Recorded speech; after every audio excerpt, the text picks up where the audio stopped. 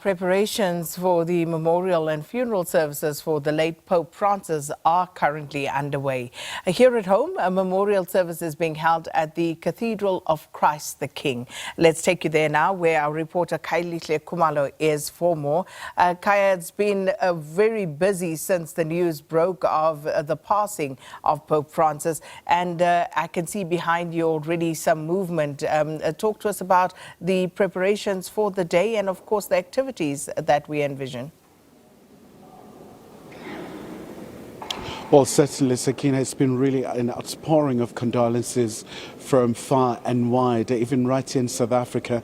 As you know, that there's a significant number of the Catholic community, a lot of people really just paying homage to Pope Francis, really just calling him as a man of humility, as a friend of Africa.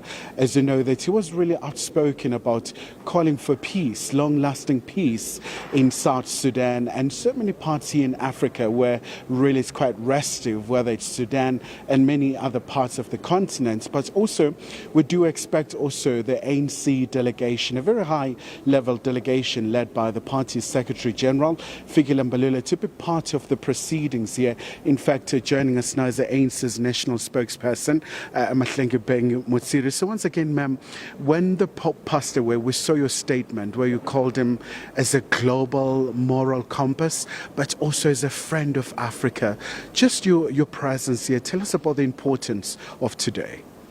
You have correctly pointed out, Khayelihle, that most Africans, and certainly most South Africans, are members of one church or the other. The global Catholic community enjoys a significant presence in our continent and certainly here at home. We're here today as the African National Congress to condole with the peoples of the world and to also ask that may his soul repose in eternal peace.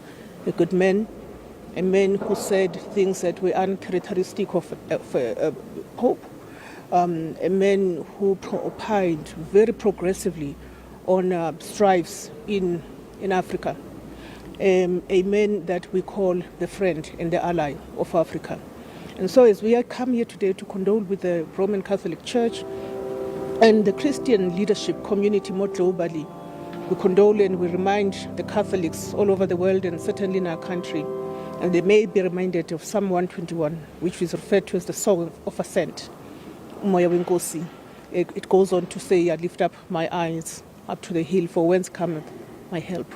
And we hope that today will be a moment of reflection, but also a moment of pouring out of the grief that people are feeling individually as well as collectively.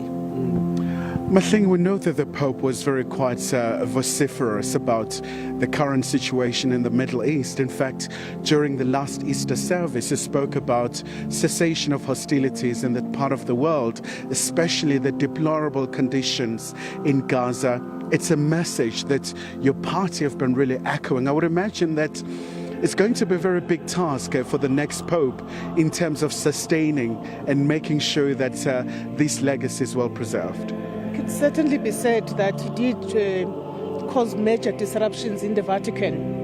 And we do trust that the pastoral leadership of the Roman Catholic Church will carry that message forward. We certainly believe that that will be the case because these things are now embedded in their own liturgical instruments of the Church. And we believe that what brought us closer to the Pope as the African National Congress was that he added a very strong voice to the struggle for self-determination for the people of Palestine. And of course, that did not end in France. And that is why we're here today, to say, go well, servant of the Lord.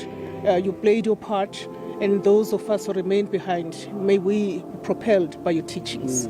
All right. And before I let you go, Mahlengi, what do you make of the calls for Pope to come from Africa? We know that Pope Francis is from Argentina, but others say it's time for Africa.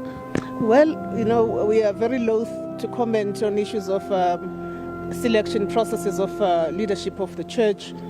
We will respect the decisions that are made by the Catholic Church globally, but we do know that there are very strong African spiritual and pastoral leaders that come from our continent. All right. Thank you so much indeed, ma'am, for your time. Of course, Sakina, that's the national spokesperson of the ANC. Really quite a sense of gratitude here, but also service in terms of the satisfaction, where a lot of congregants, there's a sense of gratitude that is really pervasive.